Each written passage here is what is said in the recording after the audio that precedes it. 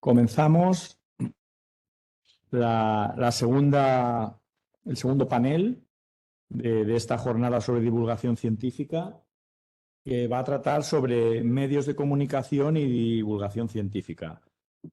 Tenemos tres panelistas que va a ser muy fácil presentarlos, porque yo no he tenido ni que preguntarles para que me digan si quiero decir algunas palabras suyas, porque son perfectamente conocidos en las redes sociales y en medios de comunicación.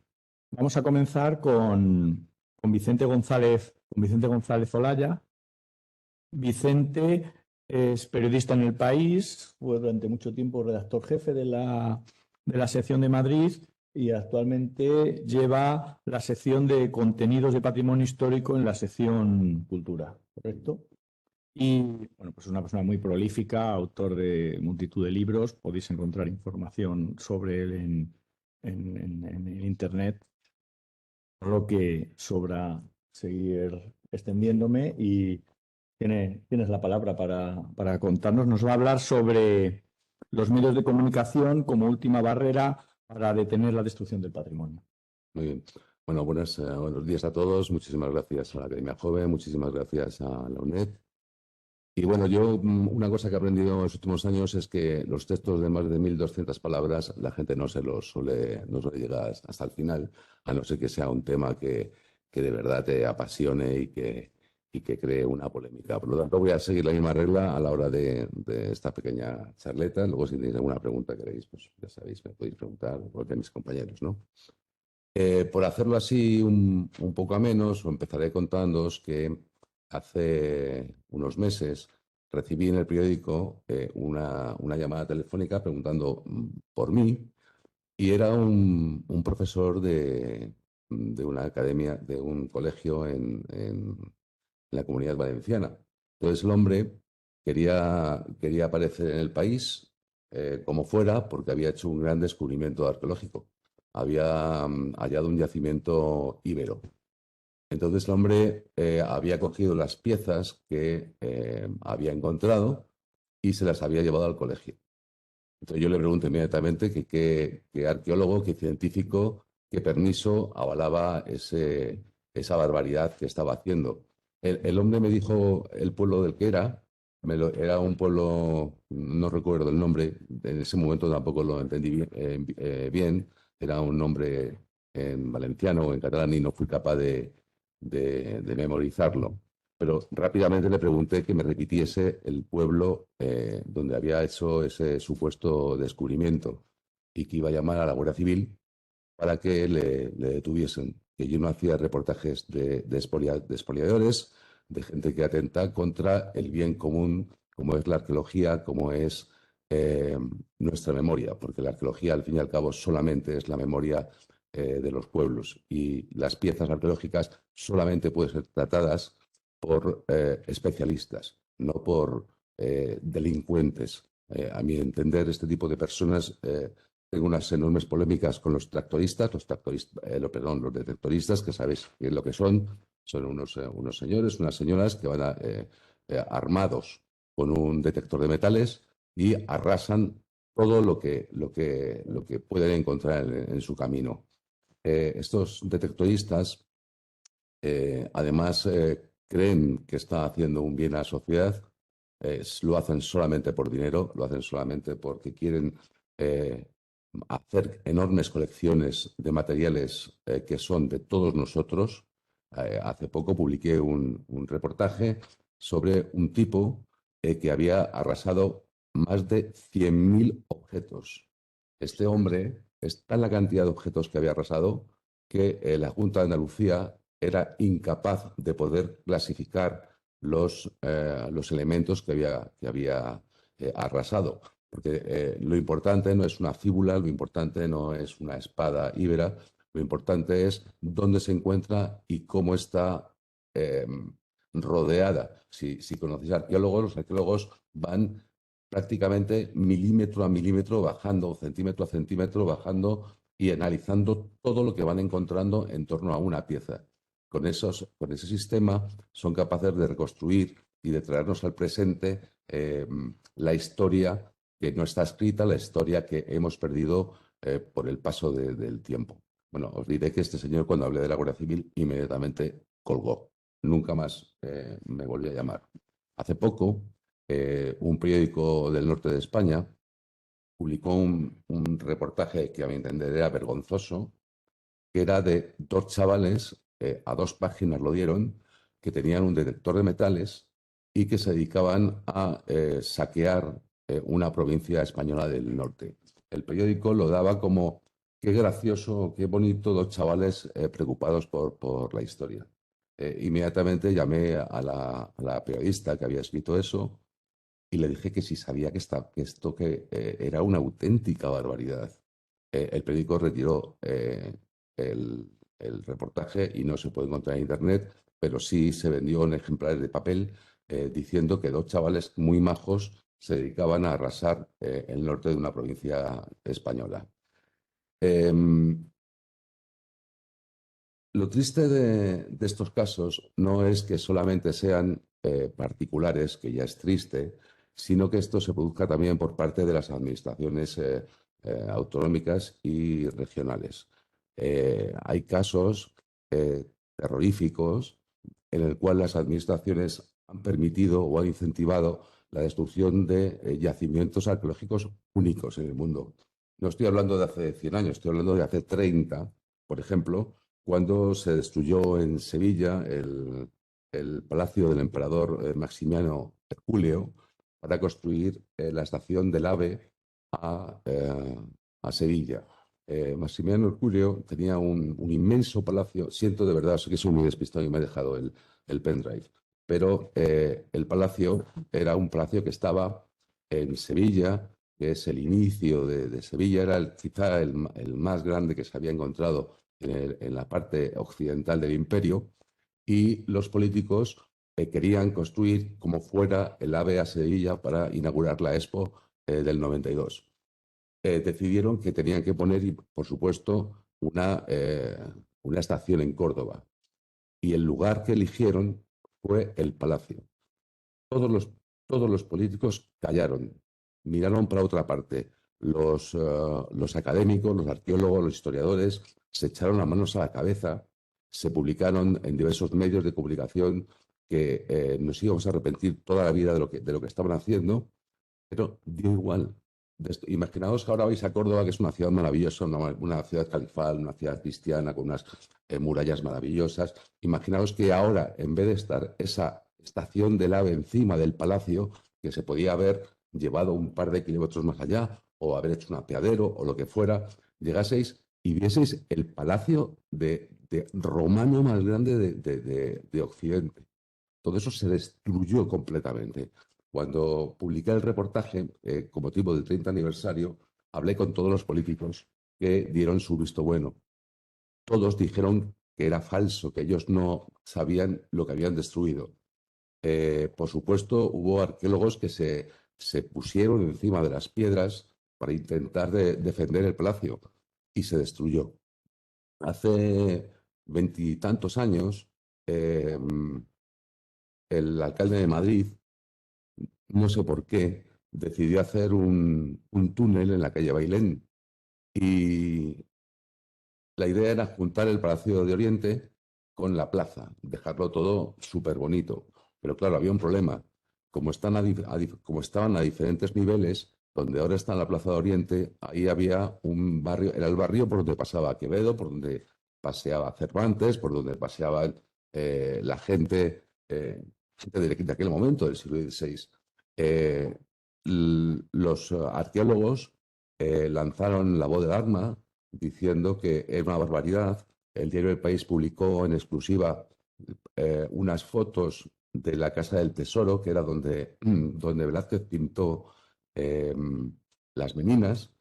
Se metió una cámara de alta calidad y debajo, donde ahora hay un túnel, ahí estaba la Casa del Tesoro. Se fotografiaron cocinas, se fotografiaron habitaciones, eh, se sacaron las calles, las tiendas, las viviendas.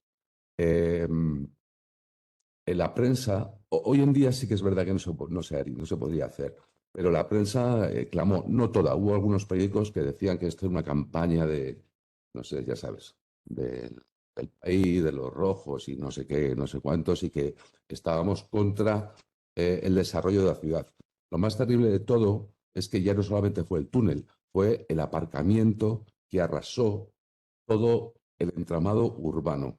Vuelvo a pediros perdón porque es que soy muy despistado, me he dejado las fotos muy espectaculares. Pasados los años, a uno de los máximos responsables de aquel desastre, porque no fue solamente el alcalde, fue el ministerio, fue la Casa Real, fue el ayuntamiento, fue el gobierno de España, le pregunté, ¿pero tú duermes todas las noches? Y me dijo, nos equivocamos. Imaginaos ahora que en vez de haber un túnel, pudiesen los turistas meterse por las calles, por las tabernas, era espectacular. Pero eso, lo que es fundamental es recordar que no es una cuestión de un partido político, de verdad, da exactamente igual. En Córdoba gobernaba Izquierda Unida, en Madrid gobernaba el PP, en Huelva, donde ahí se puede cometer un enorme atentado ahora mismo contra Los Cabezos, que son ciudades tartésicas que estaban pegadas al mar. Son como montañitas en las cuales vivía la gente, pero estaba pegado al mar. Con el paso de los siglos cambia la costa y esas montañitas quedan dentro del entramado urbano. Bueno, pues hay uno que es el Cabezo de la Joya, que es una ciudad tartésica o fenicia, como queráis llamarlo, pero nunca está muy claro qué pasaba en ese lugar hace 3.000 o 4.000 años, ¿no? Pues se van a construir 4 torres de cristal encima de un sitio donde han aparecido piezas arqueológicas que han dado la vuelta al mundo. Estaba hablando antes con la vicerrectora. Hay un caso muy cercano a nosotros, que es Toledo. Me refiero en cercanía de distancia, no porque los demás no sean cercanos, como es la Vega Baja de Toledo. Bueno, hay muchas teorías, pero digamos que la más extendida es que la Urbs Regia, la gran capital de los visigodos en Hispania, tenía un barrio, digamos, unos extrarradios, que es donde estaban los grandes templos, las grandes instituciones de los visigodos. Eso se ha estado excavando durante tiempo, pero mientras los arqueólogos lanzan la voz de alarma diciendo que esto no se puede hacer, que aquí hay... Si eso estuviese en Francia, eh, que tiene una visión completamente diferente de nosotros, sería un lugar de culto. O sea, es que estamos hablando de la capital de los visigodos. Ahora mismo, aunque después, por eso que voy a explicar la importancia de los medios en todo esto, las administraciones han protegido una buena parte, pero como no ha sido así durante mucho tiempo, los edificios de cristal van comiendo los alrededores de la capital visigoda. Bueno, hay algunos autores que piensan que son edificios romanos, pero son edificios de gran porte. Estamos hablando de edificios de 30 y 40 metros de longitud. Bien, es imposible que con un poco de sensibilidad nadie entienda que sea visigodo, sea romano, eso hay que mantenerlo, porque no es nuestro, es de los que vengan después de nosotros. Em, los casos en España son numerosos. Por ejemplo, si vais a Soria, por donde nuestros grandes poetas se han inspirado, han caminado a orillas del Duero, está prevista la construcción de miles de viviendas. Claro, es bastante increíble, ¿no? Y entonces cuando preguntas al político, por ejemplo, voy a hablar del caso de Soria. El caso de Soria, antes estaba el PP, pero hasta el PSOE. Bueno, el PP vendió los derechos de construcción a unos constructores, porque Soria quiere crecer, como todas las ciudades, lógicamente, pero sin tener en cuenta que iban a destrozar las orillas del Duero, que es un lugar histórico, un lugar poético, un lugar literario fundamental en nuestra sociedad. Bien, cuando la prensa denunció todo eso, inmediatamente cambió de signo político, llegó el PSOE y la presión mediática dijo, no puedes destruir esto, eso es algo único. El PSOE, digo el PSOE porque podía ser al revés, ¿eh? El PP, no me estoy cometiendo con ningún partido político, ¿vale? Hizo cuentas de cuánto costaba indemnizar a los promotores que el anterior gobierno les había dado los derechos y eran 70 millones de euros. El presupuesto de Cuenca, perdón, de Soria es de 35. O sea, ni dando todo el dinero que tenían podían indemnizar a los promotores que tenían un derecho de construcción sobre algo que no es suyo, porque eso es de todos. Entonces, cuando la prensa cuenta estos casos, y sobre todo si hay elecciones, pues la cosa baja un poco de intensidad. Pero el panorama, aunque ha cambiado muchísimo en los últimos años, es bastante aterrador en nuestro país. Yo imagino que en vez de pasar con tu compañero, con tu compañera a un sitio tan maravilloso como puede ser las orillas del Duero en Soria, pues te encuentras allí 2.000 pisos que son además de lujo porque dan directamente al Duero, porque es todo muy bonito pero eso es uno de los grandes problemas que tenemos en nuestro país. No somos conscientes de cómo los arqueólogos, los historiadores, los académicos, académicas, arqueólogos, por no repetirme, ¿vale?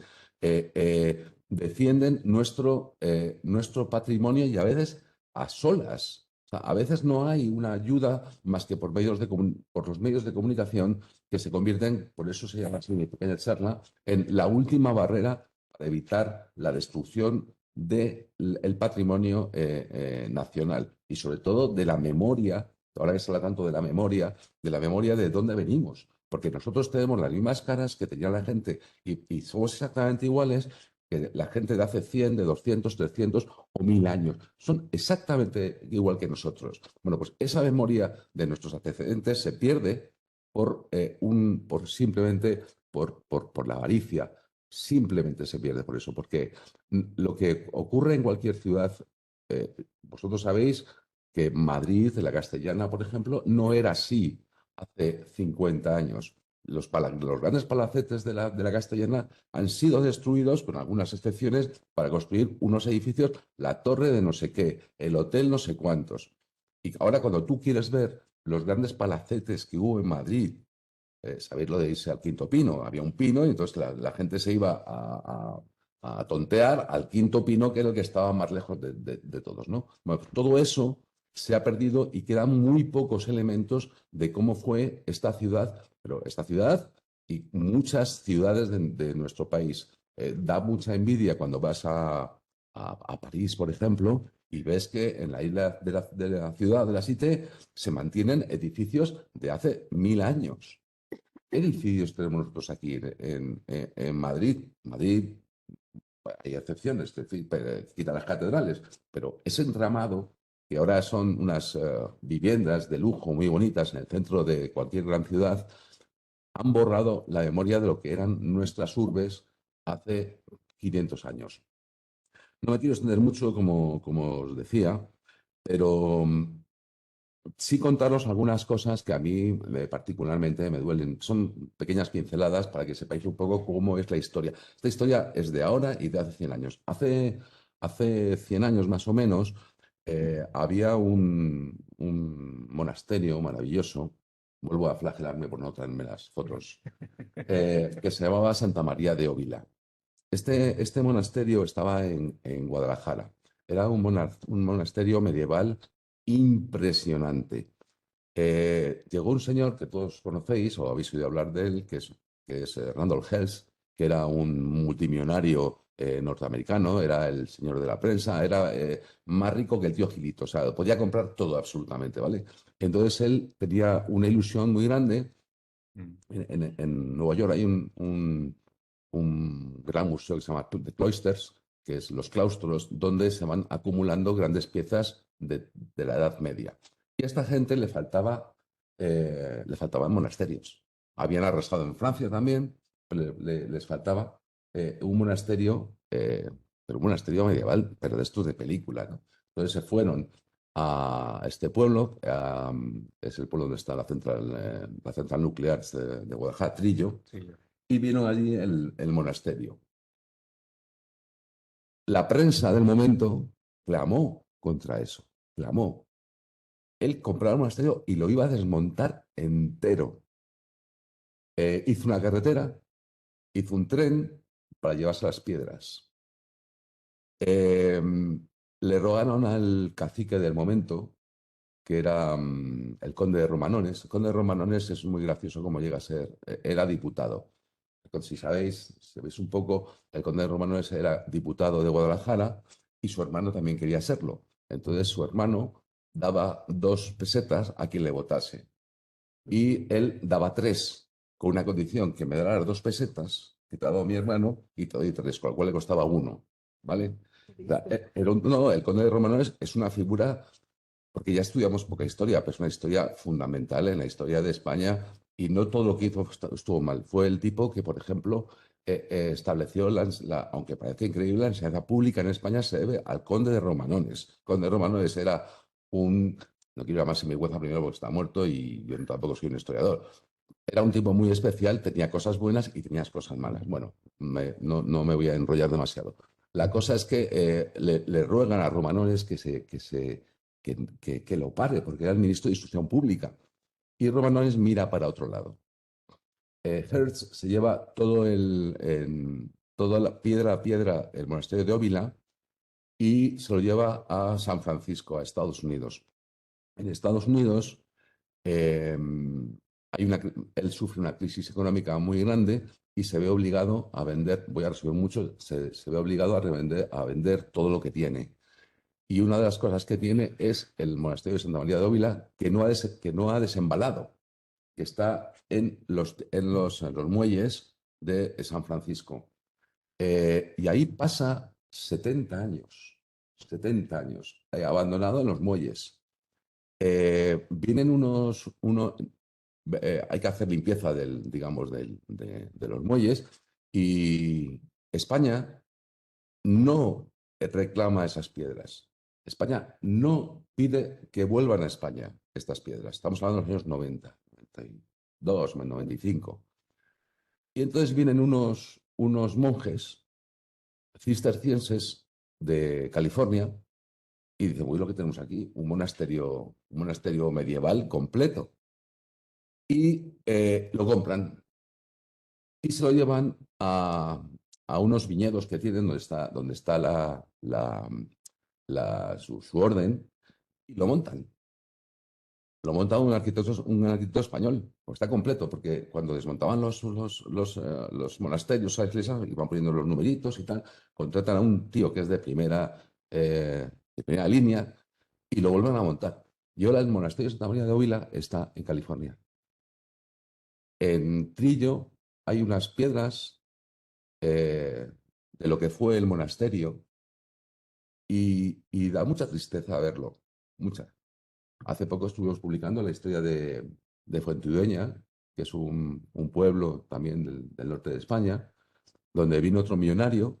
Este también lo quería para The Cloisters, que es el gran museo que si vais a Nueva York alguna vez, de verdad que merece la pena porque está todo lo que no lo que han saqueado, lo que han comprado o lo que han permitido los gobiernos que se lleven. Y este se llevó una iglesia entera. Se llevó una iglesia gótica maravillosa, la iglesia de Fuentidueña. Y bueno, os lo cuento breve y corto. A ver, la historia es que los americanos llegan aquí y ofrecen, estamos hablando en los años 58, 59, o sea, no estamos hablando de hace 100 años, ¿no? Entonces llegan aquí los americanos y compran la iglesia. Le ofrecen a la iglesia, le ofrecen un dinero, al municipio le ofrecen otro dinero y a cambio, pues, porque aquello era un escándalo, claro. O sea, estamos hablando de un gobierno nacionalista que, ¿cómo va un gobierno nacionalista va a permitir que una de sus joyas se vaya a Estados Unidos? Pero en aquel momento España y Estados Unidos querían llevarse muy bien por la cuestión de las bases, porque Franco quería ser ya pro-occidental, ya quería tapar su etapa anterior y entonces deciden darle a los americanos esta joya, una joya de la arquitectura medieval. Se la llevan, ahora está en The Cloisters, esta iglesia, y la historia acaba de una manera bastante curiosa. Esto se produce justamente cuando se está rodando Bienvenido Mr. Marshall. Y acaba igual la historia, porque el ayuntamiento de Fuentidueña sufre bueno, varios alcaldes se negaron a venderlo. Las principales eminencias de la época española pidieron que eso no se hiciese. Hubo otros, no voy a decir el nombre porque también está muerto, que a cambio de que su hija consiguiese una plaza de profesora en Harvard, firmaron que sí. Al final fueron comprando a todo el mundo, digamos, y se lo llevaron. España, en los periódicos de la época, no se mencionó la salida de la iglesia, sí se mencionó la vuelta de dos piezas románicas que habían sido vendidas a 100 años antes y que están muy bien, pero que tampoco se pueden comparar con que están en el Prado. Por cierto, no habían donde ponerlas y ahora están en el Prado. Y la historia acaba con que se producen unas enormes lluvias, unas lluvias torrenciales en Fuentidueña y el ayuntamiento es arrasado. O sea, el ayuntamiento prácticamente desaparece. Entonces el alcalde de Fuentidueña se dirige al Museo Norteamericano a decirles: nosotros que les hemos dado la joya de las joyas de la arquitectura románica española, le pedimos ayuda. Le pedimos ayuda en base a que hemos sido capaces de desprendernos de lo mejor a cambio de, creo que eran 100.000 pesetas de la época. Y entonces el museo le responde: no tenemos dinero para hacer caridad. Eso es no volvieron a escribir nunca más los del pueblo. Hoy, si vais a Fuentidueña, veréis un agujero enorme que era la iglesia de Santa María allí. Lo único que se puede hacer, y ahora sí acabo, lo único que puede parar todo eso es concienciar a la ciudadanía de lo que ha pasado y de lo que sigue pasando. Solamente los medios de comunicación, cuando hacen público estas cosas, consiguen que los políticos o los particulares cambien de opinión y defiendan lo que no es suyo. Ya sabéis, el famoso dicho ese de: no heredamos la tierra de nuestros padres, sino la tomamos prestada de nuestros hijos. Pues en historia y en arqueología y en patrimonio es exactamente igual. Ya está.